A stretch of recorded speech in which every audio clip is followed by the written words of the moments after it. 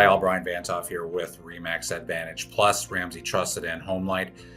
Back again today for another weekly market update on the coldest overnight of the season so far. Less than 2 weeks to go till Christmas. Hopefully you've got all of your shopping done, or maybe some of your shopping done. I know many of us, especially guys, are procrastinators and are waiting till the last minute. We do a lot of online shopping for the holidays, it seems like, which certainly saves us some time. So it's been good. So I hope you are enjoying your December. I hope you have great plans for Christmas and the New Year.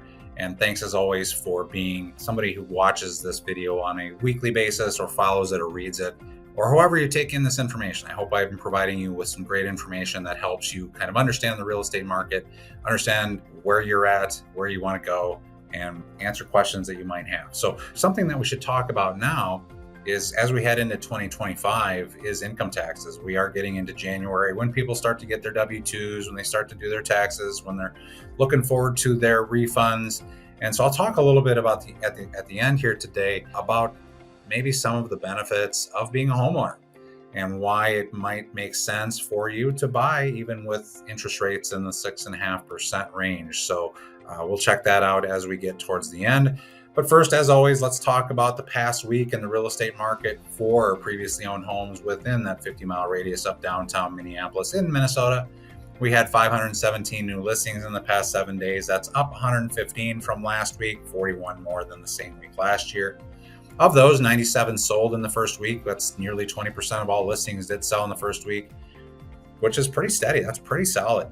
We have 86 coming soon listings, which isn't a ton, but that is down 19 from last week. As we get through December, we just don't see a lot of new listings hit the market. We have a total of 4,359 homes on the market. That's down another 297 from last week, but 18% more than last year. Of that total, 2,592 are single-family homes, which is down 219 from last week. Median listing price of $449,000. That's up $2,000 from last week. Median days on market did increase by 5 to 62 days. 933 are townhouses. That's down 48. Median listing price at $295,000. That's unchanged.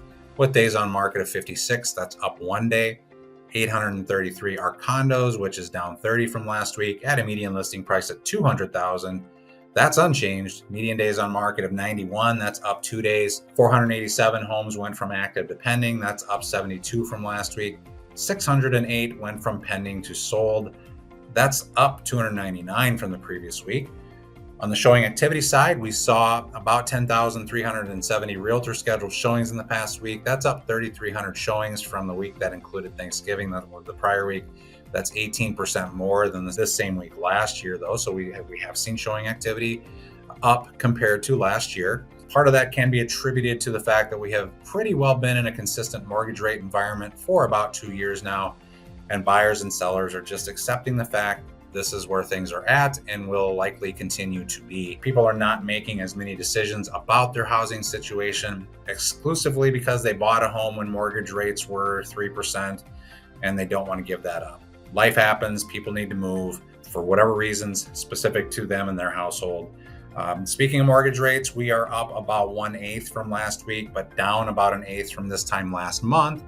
Roughly the same as 6 months ago and about 3/8% higher than this time last year. From 2 years ago, we're up about 0.75%. My prediction for mortgage rates, as I've maybe been saying for the past couple of weeks, is that we will continue to see fixed 30-year mortgage rates of between 6 and 7%. with an occasional dip below 6%, barring some unpredictable economic instability. Some buyers believe mortgage rates will come down after Inauguration Day on January 20th, but the reality is the investor and bond markets already see Donald Trump as kind of the de facto president of the United States. He's the only one people are talking about. His policies are the only ones that people are talking about at this stage. So that's what the market is predicting. Mortgage rates are a forward-looking predictor of the future, or trying to predict the future in some respects. So they are anticipating this, what the market's going to look like when Donald Trump truly becomes the president or is inaugurated as president on January 20th. But we're already pricing in that fact today. So he's been the focus of the market, not the current administration. Because we've been in such a narrow rate range for almost 2 years now, investors in the market are predicting more of the same stability If you are a buyer or a seller waiting to time the market for a significantly better mortgage rate, whether it's low 5s or 4s, you're going to be waiting for a long time. Just expect that mortgage rates are probably going to be at the low. You might hit a low 1 week, 1 day of 5.5% next in 2025. But the reality is we're probably going to be in that 6 to 7% range. So now let's talk about those income taxes, deductions, and household incomes. In the Twin Cities area, the median household income has risen to right around, this is household, not individual, around $105,000. If you take the state as a whole, that number is closer to $90,000. If you're taking Duluth, Rochester, Mankato, St. Cloud, Wilmer, all those areas, the number is closer to $90,000. So if I'm talking about the Twin Cities area, using the 105K as a basis and limited other household debt, the household income of $105,000 would qualify someone to buy around a $440,000 house at today's mortgage rates. Not saying that's what you should buy or that you for sure qualify for. I'm just saying on average, $105,000 household income will probably qualify you for somewhere around a $440,000 house with today's interest rates. With 10% down, that monthly payment would look like something between $3,200 and $3,400 a month with principal, interest, taxes, and insurance included.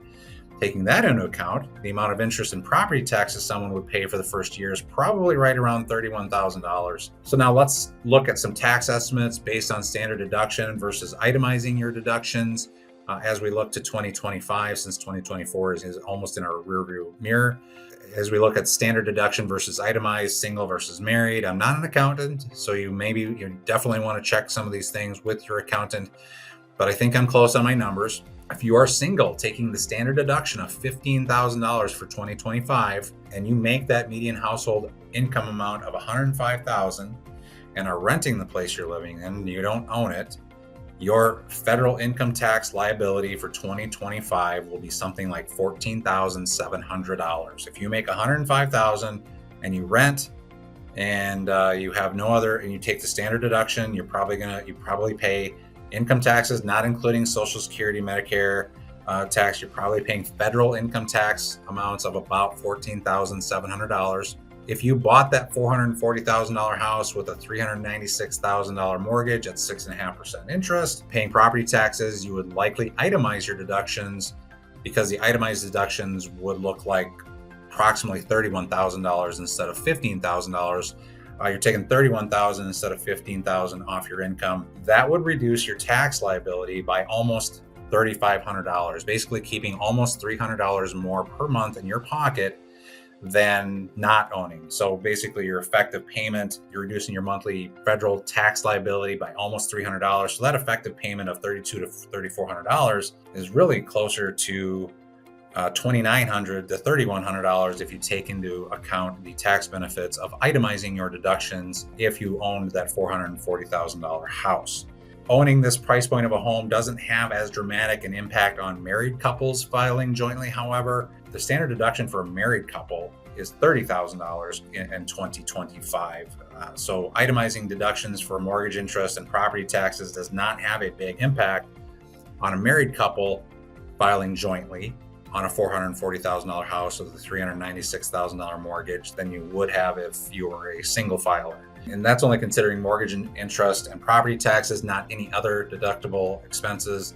With that being said, the tax liability for a married couple with a household income of $105,000 is only roughly $8,550 per year anyway. So there are some tax benefits to putting the ring on the finger. So where you as a single person making $105,000 filing individually compared to a married couple filing jointly making $105,000 as a household, they are paying over $6,000. The married couple is paying over $6,000 less per year than you as a single filer for federal income taxes. So something to keep in mind, why there is maybe a little bit higher benefit to a single filer to buying a home. You're paying the most in taxes. That's just really the way it is right now. So if you're looking for a way to minimize your taxes as a single filer specifically, buying a home certainly provides some benefit there. So again, the difference to me is amazing from a single filer paying almost $14,700 in federal income taxes on $105,000 income compared to married couple making $105,000 as a household paying essentially $6,000 less before any other tax credits or anything like that. So lots of things to absorb here right before the holidays, but as we approach tax season, I thought you should know how your housing is impacted. Love to sit down with you, any of you that have questions about real estate, provide you resources related to mortgage, finance, or insurance that you might be seeking, or just really answer any questions you might have. If you want to know a little bit more about my personality, here's what you can expect. I'm a bit of an introvert. I do like to talk to people. I love one-on-one conversations, have the heart of a teacher. Things you can expect from me would be listening carefully to others, listening before speaking, hearing your story with an empathetic ear, reflective, I'm self-aware. I love spending time with clients one-on-one because it allows for better understanding of goals and needs. I've got a sense of humor, and I try to make the home process fun while answering all of your questions professionally, thoughtfully, and honestly. Been doing this a long time, and so I love just being that resource for people. I'm confident in myself and my job. That's all I got for the week. I hope you have a great weekend. Have a Merry Christmas, and please reach out anytime with any questions that you might have. We'll talk to you soon.